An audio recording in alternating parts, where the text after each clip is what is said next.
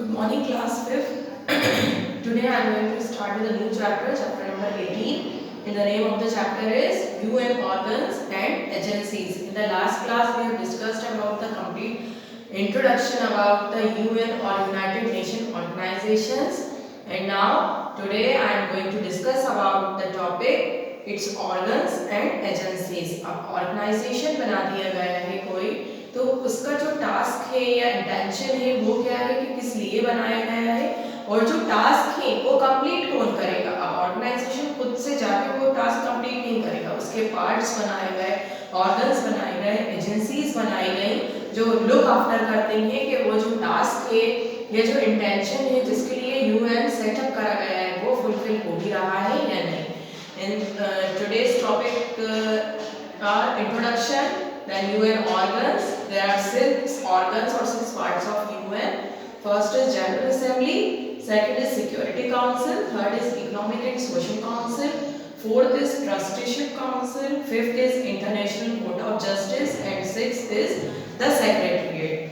Now I am going to read the first paragraph. The United Nations organizations has 6 principal organs to carry out its objectives along with its specialized agencies. अब introduction में क्या देखेंगे यहाँ पे कि United Nations Organisation जब setup करा गया with a view to maintain the peace और harmonious relations in the world and to maintain contact with the countries, इसलिए जो है वो सेटअप करा गया कि किसी भी तरह की कोई जो है अनवांटेड एक्टिविटीज इन फ्यूचर जो है वो क्रिएट नहीं हो पाए और कहीं भी अगर डिस्प्यूट्स बाय चांस क्रिएट होती हैं तो फौरन उसी वक्त उनको सेटल डाउन और सॉर्ट आउट करा जाए। So in this manner there are 6 organs of the UN और यूनाइटेड नेशन ऑर्गेनाइजेशंस जो देखते हैं ये सारे काम या टास्क इसके यूएन के और इस ऑर्गेनाइजेशन के। तो इसमें फर्स्ट है आपका general assembly. As the name indicates, the General Assembly is the main policy-making and representative body of the UN. All the member nations are represented here. Each member nation can send 5 delegates, but has only one vote. One member of the General Assembly is elected as its president. The Assembly deliberates on various issues of international importance and tries to solve mutual conflicts by peaceful means. It also deals with problems like poverty, population exploitation, social inequality, illiteracy, refugee crisis, etc. and suggests ways to solve them. अब क्या है, as the name indicates, General Assembly. It's a General Assembly और the General Meeting जहाँ पे जो countries members हैं UN की और United Nation Organization से जो जुड़ी हुई हैं, attached हैं countries, वहाँ से हर एक country के 5 members जो हैं delegates या representatives भेजे जाते हैं इस meeting में, assembly में send करे जाते हैं country से और वहाँ पे जो है डिस्कशन होता है हर कॉमन प्रॉब्लम को लेकर, whether it is related with the poverty, exploitation, unwanted activities जहाँ भी हो रही हो, देन चाइल्ड लेबर और अनएम्प्लॉयमेंट, इस तरह की जो कॉमन प्रॉब्लम है हर इंसान से रिलेटेड ह्यूमन बींग्स की जो कॉमन प्रॉब्लम्स है वो यहाँ पे डिस्कस करी जाती है और वहीं पे उनको जो है सजेस्ट करे जाते हैं कि किस तरह से अगर कोई प्रॉब्लम क्रिएट हो रही है तो उसे सॉल्व करा जाएगा। और वोट जो है वो सिर्फ 1 वोट जो है वो दिया जा सकता है और मेंबर जो है वो 5 हर कंट्री की तरफ से सेट करे जाते हैं। It meets once in a year in the month of September, but emergency sessions can be held any time. अब ये जो है once in a year held कराई जाती है मीटिंग, मतलब पूरे ईयर में one time in the month of September।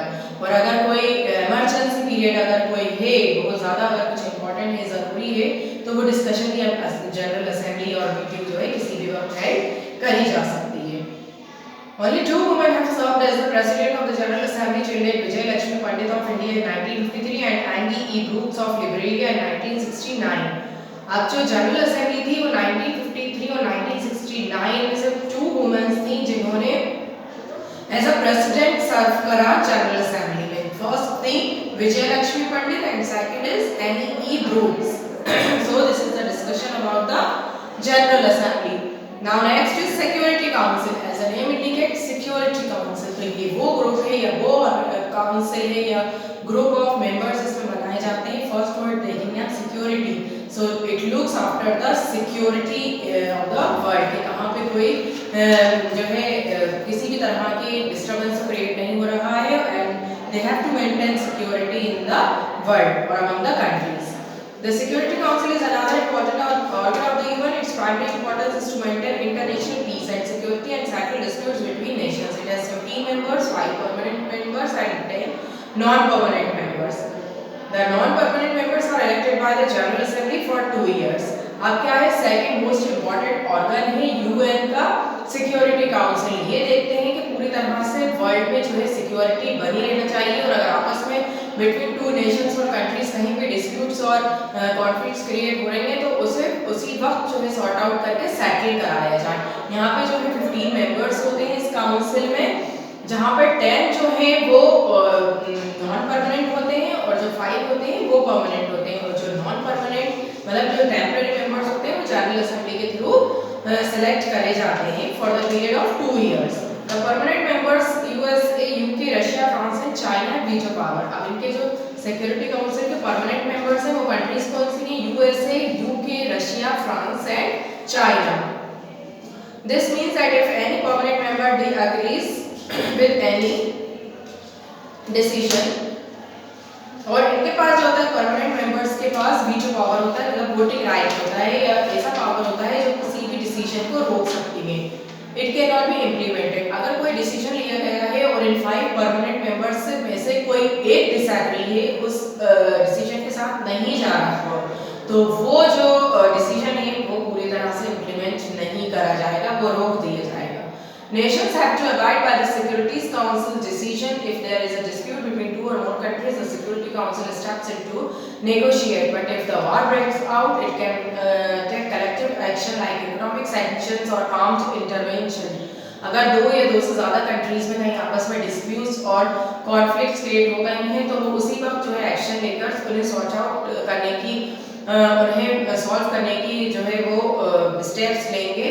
और अगर बहुत ज़्यादा वो जो कॉन्फ्लिक्ट है बड़े लेवल पर क्रिएट हो गई है, हैपन हो गई है, जिसने एक वॉर का फॉर्म ले लिया है, एक लड़ाई जो है वो स्टार्ट हो गई है, तो वो अपना कलेक्टिव एक्शन जो है वो उसी वक्त ले सकते हैं with in the rules of the security council like economic sanctions और आर्म्ड इंटरवेंशन। मतलब किसी भी तरह का उस वक्त जो है एक एक्शन या स्टेप ले सकते हैं उस वार को या कॉन्फ्लिक्ट को रोकने के लिए। Now next is economic and social council. अब ये वो काउंसिल है या वो मेंबर्स होते हैं इसमें जो डील करते हैं इकोनॉमिक और सोशल इश्यूज के बारे में। And economy means something which is related with money that comes under the category of economic or economy, and social which is related with the society. So ये council वो है जो आपकी पैसा से related और financial matters देखती हैं and society में जो भी उस वक्त activities चल रही हैं, किस तरह की activities चल रही हैं, exploitation तो नहीं हो रहा है, misbehave तो नहीं हो रहा है, ये सारी चीजें ये देखती हैं economic and social council. The Economic and Social Council works on the economic, social, cultural and environmental issues of the world. It has 54 members which are elected by the General Assembly for 3-year terms. Its headquarters are located in New York in USA. अब 54 members जो हैं इस council में जो है वो attached हैं. Economic and Social Council has 54 members which are elected by the General Assembly for a period of 3 years. General Assembly के through वो members जो हैं वो अपॉइंट करे जाते हैं और पीरियड उनका कितना होता है 3 इयर्स का। और जो हेडक्वार्टर है इकोनॉमिक और सोशल काउंसिल का वो न्यूयॉर्क में है in USA. Now next is trusteeship council. The trusteeship council was established in 1945 to look after the regions of the world which were not independent and were placed under the administration of member states of the UN. The council ensured that adequate steps were taken for the territories. The 11 territories that were given it to have attained the right to self-government. The council suspended operations in 1994. अब जो trusteeship council है वो बनाया गया था, establish करा गया था इन द ईयर 1945। और ये क्यों बनाया गया था, ये क्या देखते हैं मैटर्स, ये देखते हैं कि कोई भी रीजन या कोई भी टेरिटरी या कोई भी ऐसे जो एरिया है या कंट्री है वो किसी अंडर कंट्रोल तो नहीं है किसी के। मतलब इनका मोटो क्या है कि हर कंट्री हर टेरिटरी हर रीजन का है जो अपना फ्रीडम होना चाहिए, वहाँ के लोग जो है अपने खुद का फ्रीडम इजीली या फ्रीली एंजॉय कर सकें और खुद का उसका अपना एक आइडेंटिटी और अपने खुद की एक पहचान होना चाहिए। और अगर कहीं पे इस तरह की कोई एक्टिविटी हो रही है कि कहीं पे किसी भी कंट्री पे, रीजन पे, टेरिटरी पे किसी दूसरी कंट्री के रूल जो है वो प्रेशराइज करे जा रहे हैं, जबरदस्ती उनको फॉलो करने के लिए कहा जा रहा है, so they will take steps to solve that problem. So trusteeship council आपका इस तरह से बनाया गया है। The next is international court of justice. अब यहाँ पे हमें नेम समझ में आ रहा है, इंटरनेशनल कोर्ट ऑफ जस्टिस, जहाँ पे लीगल डिस्प्यूट्स जो हैं वो सॉर्ट आउट करे जाते हैं। ये देखा जाता है कि किसी भी के भी साथ जो है वो इनजस्टिस बिहेवियर नहीं हो पाए, जो पनिशमेंट डिजर्व करता है उसको पनिशमेंट मिले, और जो एक फेयर डिसीजन डिजर्व करता है उसको फेयर डिसीजन मिलना चाहिए। International court of justice settles legal disputes of the nations. It has 15 judges. No two judges can belong to the same country. 15 judges की पैनल होती है, ये ग्रुप होता है इंटरनेशनल कोर्ट ऑफ जस्टिस में, और किसी भी एक कंट्री से 2 जजेस अपॉइंट नहीं करे जाते हैं। These judges are elected by the Security Council and General Assembly for a period of 9 years and can be re-elected. अब इनके जो जजेस हैं, जो मेंबर्स हैं, वो इलेक्ट करे जाते हैं by the Security Council और General Assembly for the period of 9 years, और जो दोबारा अगर re-election process होता है तो वो भी कराया जाता है। It is the main judicial branch of the UN. Its headquarters are at the Peace Palace in Hague, Netherlands. अब इसका जो headquarter है वो नीदरलैंड्स में है, in the Hague Peace Palace in the Hague, और जो मेन जुडिशियल ब्रांच है यूएन की वो यही है इंटरनेशनल कोर्ट ऑफ जस्टिस, जहाँ पे आपस में अगर नेशंस में कोई लीगल एक्टिविटीज या डिस्प्यूट चल रही हैं तो उन्हें सॉर्ट आउट कराना। Now the last is the secretariat. The secretariat is the administrative office of the UN whose head is known as the secretary general. अब जो मेन एडमिनिस्ट्रेटिव ऑफिस है यूएन का, मीन जो सारे वर्क जो है वहाँ से देखे जाते हैं और ऑर्गेनाइज करे जाते हैं, या उनको जो है रूल्स एंड रेगुलेशंस या इंस्ट्रक्शंस फॉलो करने के लिए कहा जाता है, वो ऑफिस होता है सेक्रेटेरिएट का। और जैसे हम जिसका हेड जो होता है वो होता है secretariat general. He is appointed by the General assembly on the recommendations of the security council for a term of 5 years. अब ये जो है हेड ऑफ द ये जो हेड है सेक्रेटरी जनरल, ये अपॉइंट करे जाते हैं जनरल असेंबली के through for a period of 5 years, और किसके रिकमेंडेशन पर? सिक्योरिटी काउंसिल के। He acts as the spokesperson of the United Nations and is responsible for carrying out the aims of the UN Charter. He presents the annual report to the General Assembly about the work of the UN. अब ये जो बीच में agent के form में काम करते हैं कि मतलब जो सारे और बहुत रिस्पॉन्सिबल जो है वो पर्सन माने जाते हैं सेक्रेटरी जनरल, क्योंकि जो सारा वर्क है, जो सारा टारगेट या एम है, चार्टर है, ये जो प्लान है यूएन का, यूनाइटेड नेशन ऑर्गेनाइजेशंस का, वो सब यहीं पे कैरी आउट करा जाएगा, देखा जाएगा, और ये पूरी एक एनुअल रिपोर्ट बनाकर के ये प्रॉब्लम्स क्रिएट हुई थी, इन प्रॉब्लम्स का सॉर्ट आउट हमने इस तरह से करा था, ये स्टेप्स लिए गए थे, ये सारा जो एक एनुअल डाटा, एनुअल रिपोर्ट है वो इनके through at the end of the year जो है वो शो करी जाती है कि हमने किस तरह से जो है वो अपना वर्क पूरा करा है, अपने जो इंटेंशंस हैं, टारगेट्स हैं वो फुलफिल करेंगे। Now next is specialized agencies of UN. अब हमने देख लिया there are 6 organs. Now specialized agencies. अब वो क्या एजेंसीज हैं, वो कौन सी एजेंसीज हैं जो कौन से टास्क परफॉर्म करती हैं और कौन से मैटर सॉर्ट आउट करती हैं।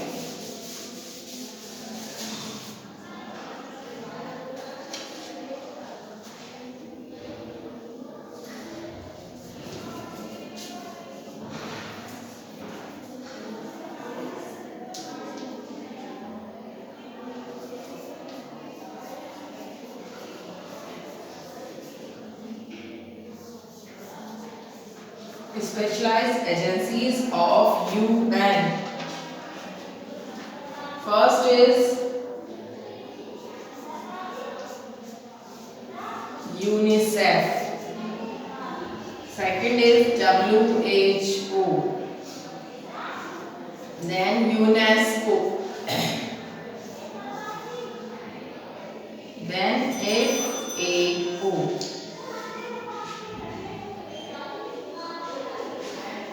Now, the UN has many special agencies to perform different duties and functions. These agencies are staffed with experts in various fields from different countries who work for the benefit of the member countries. Some such agencies are, अब UN के जिस तरह से हमने organs पढ़े थे, इसी तरह से ये स्पेशलाइज्ड एजेंसीज हैं, यहाँ पे एक्सपर्ट जो हैं वो एज अ स्टाफ काम करते हैं। जो मेंबर्स होते हैं वो बहुत ही डिफरेंट कंट्रीज से जो है वो अपॉइंट करे जाते हैं। बहुत ही स्टाफ जो है वो बहुत ही क्वालिफाइड और एक्सपर्ट लोगों से मिलकर बनता है। और जो डिफरेंट कंट्रीज के जो वर्क हैं और जो बेनिफिशियल वर्क हैं, किसी भी कंट्री के लिए जो बेनिफिट वाले काम होते हैं, बेनिफिशियल वर्क होते हैं, वो जो है मेंबर्स मिलकर करते हैं इन एजेंसीज के through. Now first is UNICEF. The full form of UNICEF is United Nations International Children's Emergency Fund. The UNICEF was formed in the year 1946 to help improve the health, the nutrition, education and general welfare of the children of the member countries. अभी जो member countries हैं UN की, ये उनके लिए काम करते हैं। और यूनिसेफ जो ऑर्गेनाइजेशन है या एजेंसी है वो बच्चों के लिए काम करता है, चिल्ड्रन के लिए काम करता है। 1946 में ये बनाया गया था, एस्टैब्लिश या ऑर्गेनाइज करा गया था। और जो इनका मेन टारगेट है वो यही देखना, look after the problems related with the children, के उनको एजुकेशन जो है वो पूरी तरह से प्रोवाइड करी जा रही है, माल न्यूट्रिशन तो नहीं हो रहा है, food time to time provide करा जा रहा है, हेल्थ उनकी किस तरह की है। और अगर कोई किसी भी तरह की फाइनेंशियल क्राइसिस अगर आ गई है तो सिर्फ चिल्ड्रंस के लिए और उनकी डेवलपमेंट के लिए, वेलफेयर के लिए उसी वक्त जो है वो फाइनेंशियल एड या हेल्प या फंड जो है वो प्रोवाइड करना। It got the Nobel Prize for Peace in 1965. Its headquarters are in New York, USA. इनको जो है यूनिसेफ को नोबेल प्राइज भी दिया गया है 1965 ईयर में, और जो इसका हेडक्वार्टर है वो है न्यूयॉर्क में। Now next is World Health Organization means WHO. World Health Organization was set up in the year 1948 and is headquartered at Geneva and Switzerland. 1948 में जो है ये WHO एस्टैब्लिश करा गया था एंड इसका जो हेडक्वार्टर है वो जेनेवा स्विट्जरलैंड में। It looks after the health of the people all over the world and strives to eliminate diseases from the world. Smallpox has been eradicated due to its efforts. Only its current priorities are diseases like Ebola, malaria, tuberculosis and AIDS. अब WHO है World Health Organisation है, तो ये name indicates कि पूरे world के जो है हेल्थ इश्यूज के बारे में जो है ये हेल्थ इश्यूज से रिलेटेड जो है वर्क वो कैरी आउट करते हैं। वो देखते हैं कि पूरे वर्ल्ड में किसी भी तरह की जो है हेल्थ प्रॉब्लम्स क्रिएट नहीं हो पाए। इन केस अगर कोई डिसीजेस क्रिएट हुआ है, इस तरह से आया है, तो उसको खत्म करने के फौरन स्टेप्स लिए जाएं। और अगर कोई भी इस तरह की एक्टिविटीज हो रही है कि लोगों को हेल्थ फैसिलिटीज प्रोवाइड नहीं हो पा रही हैं, वो नहीं ऑब्टेन कर पा रहे हैं, तो उस फील्ड में काम करना कि कोई भी इंसान जो है हेल्थ फैसिलिटी से दूर नहीं रह पाए। हर इंसान को जो है वो पूरी तरह से हेल्थ फैसिलिटीज मिलना चाहिए। और अभी जो इनकी प्रायोरिटीज हैं, मीन जो इनकी रिस्पॉन्सिबिलिटीज है, जिस फील्ड में ये काम कर रहे हैं, कौन से डिसीजेस पर ये काम कर रहे हैं, Ebola, malaria, tuberculosis and AIDS. Now next is UNESCO. Full form of UNESCO is United Nations Educational, Scientific and Cultural Organizations. UNESCO was created in the year 1945. Its main aim is promoting peace and removing poverty by bringing diverse cultures together. अब ये जो है UNESCO ये setup करा गया था the year 1945 और main M जो है इस ऑर्गेनाइजेशन का वो ये है कि पूरे वर्ल्ड में जो है एक कल्चरल तौर पर पूरी तरह से वर्ल्ड को एक ही प्लेटफॉर्म पर लेकर आना, जहाँ पे एजुकेशन प्रमोट करना, साइंटिफिक मेथड्स आइडियाज को प्रमोट करना, आगे बढ़ाना और कल्चरल एक्टिविटीज को आगे बढ़ाना। Its headquarters are at Paris in France. जो हेडक्वार्टर है इनका यूनेस्को का वो कहाँ है? At Paris in France. It promotes rule of law, human rights and freedom among different people without any discrimination. और सेकंड में इम्पोर्टेंट टारगेट इनका क्या है कि ह्यूमन बींग्स या जो है वो अपने जो राइट्स है पूरी तरह से फ्रीली एंजॉय करें without any discrimination on the basis of caste, creed और colour. The next is Food and Agricultural Organization, FAO. The FAO was established in the year 1945. Its headquarters are at Rome, Italy. अब ये जो है 1945 में establish करा गया था, इसका जो headquarter है वो है Rome, Italy में. Its main aim is to satiate hunger of people. It works on nutrition levels and living standards of the people. It also works to improve production and distribution of food and other agricultural products. अब ये जो है FAO food and agriculture organisation as an name indicates, ये सिर्फ वही matters देखते हैं जो रिलेटेड हैं किससे, फूड से और प्रोडक्शन एक्टिविटी बेसिक फूड में जो है किसी भी तरह की मिलावट या malnutrition तो नहीं हो रहा है, अनवांटेड चीजें तो उसमें नहीं मिलाई जा रही हैं, ऐसे तो फूड प्रोवाइड नहीं करे जा रहे हैं लोगों को जो उनकी हेल्थ को स्पॉइल कर सकते हैं। इस तरह की या प्रोडक्शन लेवल जो है वो कैसा हो रहा है, किस तरह से जो है हम अपना फूड बना रहे हैं, पैक कर रहे हैं, ये सारी एक्टिविटीज जो है वो कौन देखता है, FAO, food and agriculture organisation. Now next is International Labour Organization, that is ILO. The ILO was associated with the UN in 1946. कब establish करा गया था? In 1946. Its headquarters are at Geneva, Switzerland. It works for the betterment of working people and improving conditions of work throughout the world. अब ये जो है international labour organisation as the name indicates, ये working people की conditions को look after करते हैं, इन issues को देखते हैं कि कहीं भी किसी भी लेबर के साथ या वर्किंग पर्सन्स के साथ जो है वो मिसबिहेव या डिस्क्रिमिनेशन तो नहीं करा जा रहा है, उनको डिफरेंशिएशन तो उनके साथ नहीं करा जा रहा है, किसी भी तरह का डिस्क्रिमिनेशन एक्टिविटी तो परफॉर्म नहीं करी जा रही है। अगर वो जितने आवर्स काम कर रहे हैं उनको जो पेमेंट है या सैलरी है उन आवर्स के अकॉर्डिंग मिलना चाहिए, कहीं ये ना हो कि किसी से आपने काम करवा लिया और उसको जो है वो लास्ट में आपने जो उसकी इनकम है वो नहीं दे रहे हैं। इस तरह की जो अनवांटेड एक्टिविटीज हैं लेबर्स के या वर्किंग पीपल्स के साथ, सो ये उन्हीं के को जो मैटर्स हैं वो डील करते हैं।